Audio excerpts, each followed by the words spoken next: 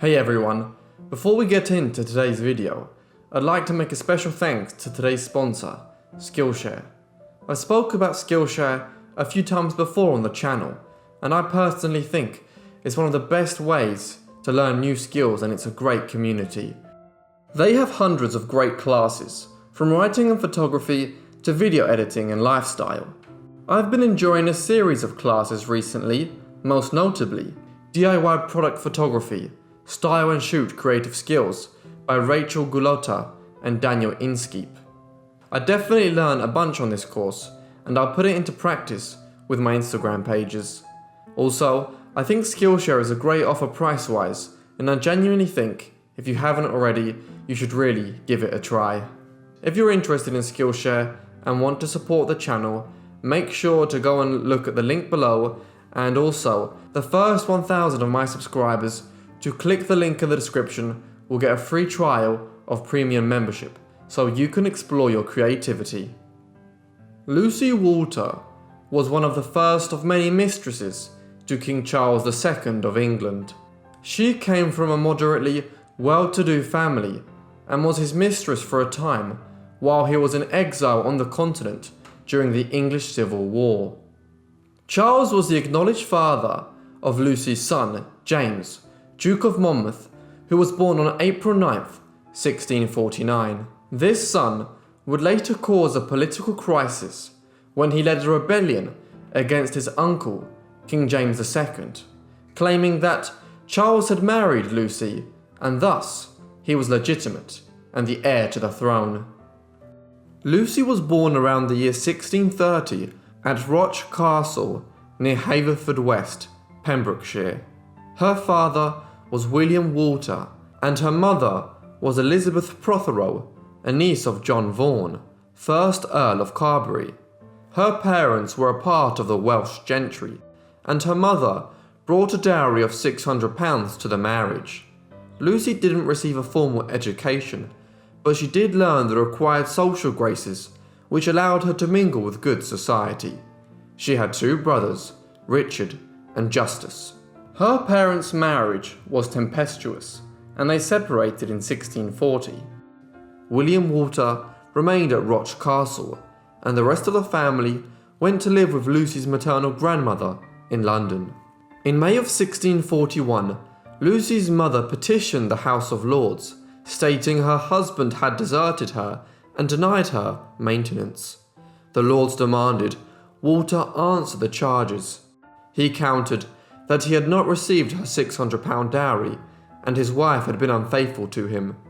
He then said he only had £100 per year to maintain himself. In June of the same year, the Lords ruled that Elizabeth was to attempt to return to her husband. He refused to take her back and was ordered to pay £60 per annum.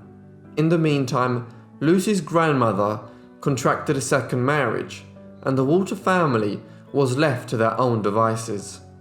In 1642, the Lords sequestered William Walter's estates, and in 1644, Roch Castle was surrendered to Parliament during the English Civil War. When Lucy was 17, the Lords ordered that she and her brothers were to be returned to their family, as their mother could no longer afford to keep them. While Lucy was in London, she may have become acquainted with the family of Algon and Sidney, 10th Earl of Northumberland, through contacts with her Prothero relations. Algon and Sidney later told King James II he had purchased Lucy's services as a mistress for 40 or 50 gold pieces, but was subsequently called away to guard Dover Castle with his regiment and missed out on his bargain. Lucy decided to search for new lovers among the many young aristocrats who had gone into exile in the Netherlands, with the Prince of Wales, the future King Charles II.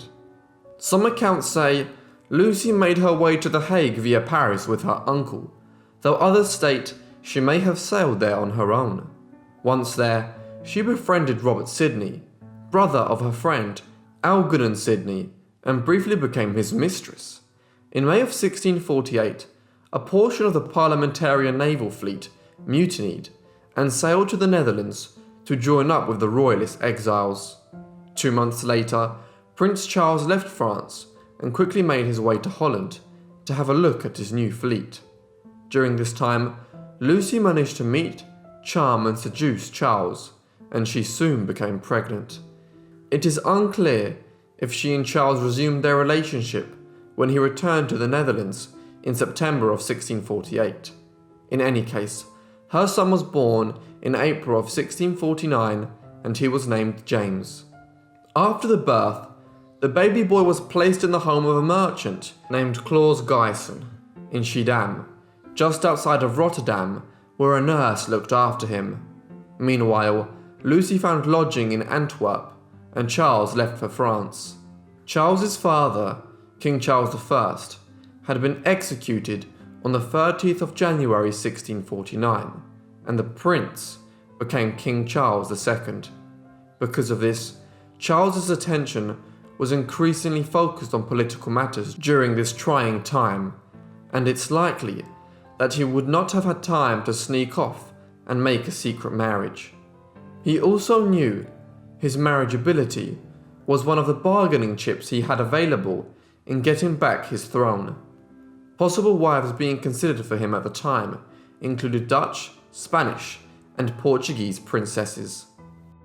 In August of 1649, Lucy went to France to meet with Charles and be introduced to his mother, Queen Henrietta Maria.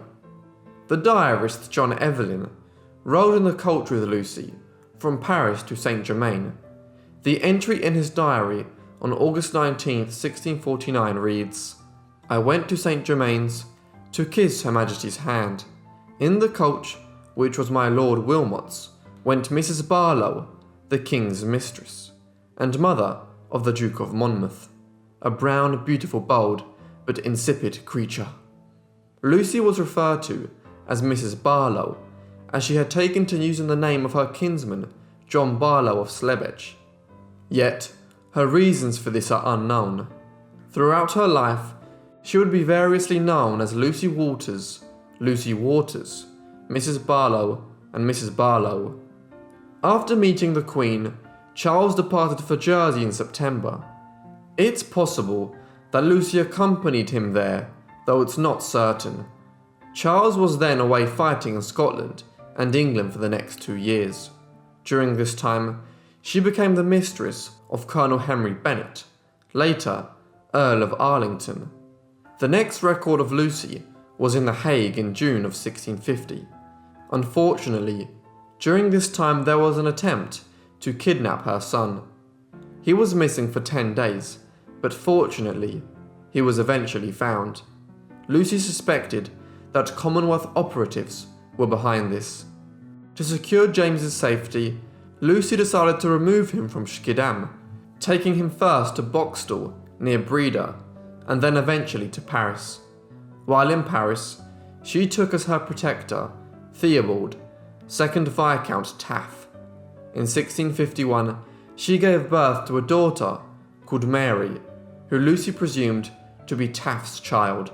Of course, Charles refused to recognise this child was his. When Charles returned to the Netherlands in 1652, he made it clear to Lucy their relationship was over. However, Lucy was distraught by the breakup and refused to accept this. Over the next 4 years, she caused Charles much trouble, creating disreputable scenes.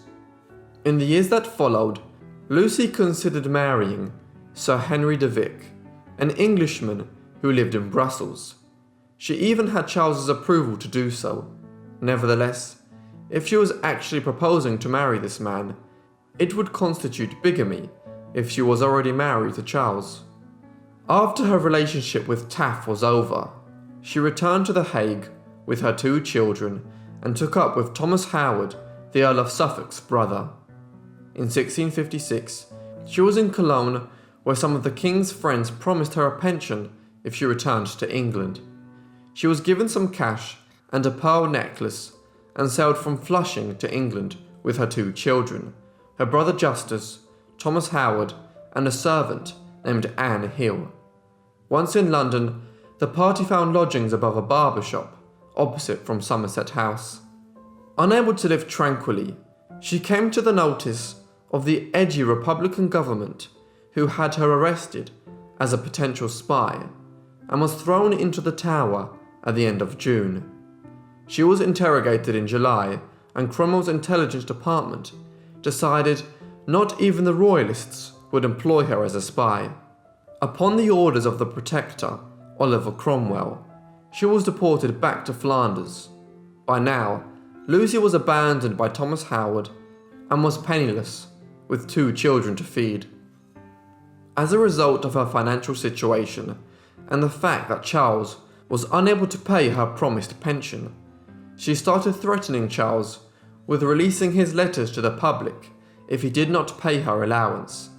Despite her threats, Charles made no attempt to alleviate her monetary situation. However, he did decide that he wanted custody of their son James. In order to fulfill the king's wishes, there was an attempt to kidnap him in December of 1657, yet this failed. Nevertheless, in March of 1658, one of the spy masters of the king, Thomas Ross, managed to successfully capture the boy. Subsequently, James was sent to Paris in the care of a gentleman of the king's bedchamber named William, Lord Crofts. Young James went on to adopt this man's name as his own. Although this capture gave young James a better quality of life, for Lucy it was a grave injustice, and she was irrevocably separated from her son. By this time, she was in Paris and suffering from venereal disease. On her deathbed, she made a general confession of her life to Dr. John Cosin, the future Bishop of Durham. In this confession, she allegedly insisted a marriage had taken place between her and Charles.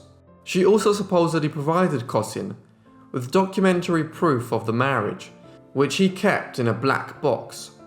When Cosin died in 1671, the black box supposedly came into the possession of Sir Gilbert Gerard, son-in-law of the bishop. Lucy died between August 29th and December of 1658, at the young age of 28. Her aunt, Anne Busfield, acted as executor of her estate, administering the goods, chattels, and debts. Lucy was supposedly buried in the Huguenot cemetery in the Faubourg Saint-Germain in Paris. The burial ground was later confiscated by the revocation of the Edict of Nantes in 1685. Destruction of the Huguenot churches was decreed, and this particular site was converted to secular purposes. The register of burials was destroyed, so her grave can no longer be found. Charles was restored to the throne of England in 1660 and recalled his son, James, to England in 1662, showing him much favour. He was given many riches and honours, including the title Duke of Monmouth. Due to his nomadic, unstable childhood, Lucy's son James was poorly educated and could barely read and write for the rest of his life. What little education he had included instruction of the rites of Catholicism, but he never actually adopted the religion. This nuance became important in the years between 1673 and 1680. King Charles and his Queen Catherine of Braganza never produced an heir who could inherit the English throne, leaving Charles's brother James as the heir. But James was a Catholic, and there were many in England who didn't want a Catholic monarch. So, during these years, they started a rumour that Lucy and Charles were married, and therefore, the Duke of Monmouth was legitimate. Following this, a search for the mysterious black box was undertaken for proof of the marriage. Sir Gilbert Gerard was summoned before an extraordinary meeting of the Privy Council, convened by the King in January of 1678. Gilbert swore he knew nothing whatsoever of a marriage contract. The King also denied the marriage. 2 months later, Charles made a declaration to 4 of his councillors, including the Archbishop of Canterbury, that he had not married Lucy. In June of 1678, he reiterated the declaration before his entire council and committed it to paper. It was signed by 16 councillors, and Charles signed it with his own hand. It was entered in the council book and registered in Chancery. King Charles II died on the 6th of February 1685. His brother James then became King James II. Later that same year, the Duke of Monmouth raised a rebellion against his uncle. Yet, the rebellion was crushed after the Battle of Sedgemoor, and Monmouth was beheaded. During his reign, James attempted to enforce religious tolerance and integrate Catholics into government positions. But this angered many Protestants, and they requested that James's daughter Mary and her husband William of Orange come to England. In the Glorious Revolution of 1688, William invaded England, James was deposed, and William and Mary became the new monarchs of England. Hey everyone, if you enjoyed this video on Lucy Walter, be sure to leave me a like and a comment down below, and if you're new, why not subscribe? Make sure to have notifications turned on so you can get all my videos as soon as they're uploaded, and if you have any suggestions, please send them to my email or my Forgotten Lives Instagram so I can see them as easily as possible. Anyway, that's all from me, so I'll see all of you in the next Forgotten Life.